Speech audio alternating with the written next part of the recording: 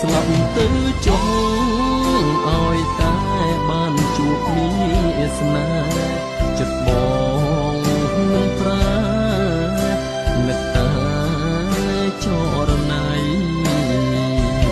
សំណាងជាតិថ្មីបានជួបគ្នាម្ដងទៀតម្ដងនេះមិនឃ្លាតទេណាស្រងប្រលឹងយើងមិនអាយកាមានគ្នាគ្រាន់ជាទីផងជាខ្មោចអញ្ចឹងក៏វាមិនយ៉ាងដែរ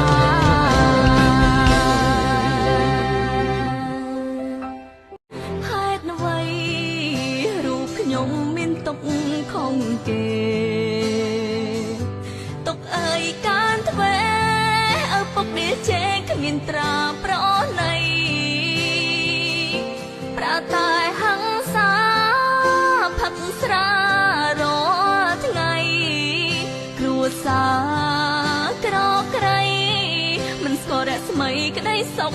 ឡើយណាបងភ្នែកឈឺចាប់និយាយមិនបានឈឺចិត្តឈឺប្រាណមិនសុខសាន្តគួរឲ្យអនិច្ចា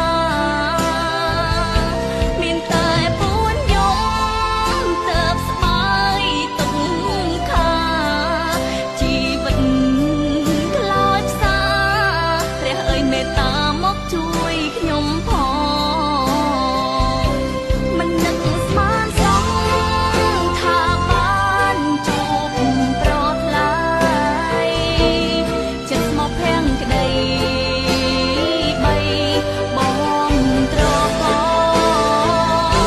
រូបអូនសាបបាយក្នុងចិត្តរីករាយកូនឡ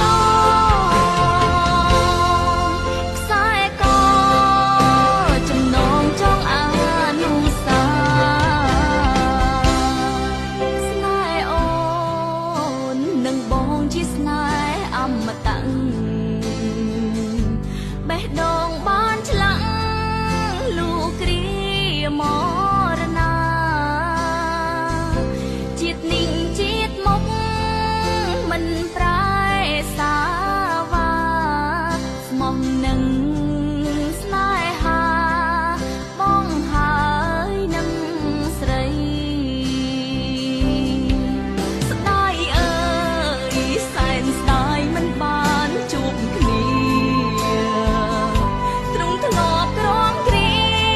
កាយរងវេទនាស្លាប់ទាំងក្មេងខ្ចីបងអើយកុំយំ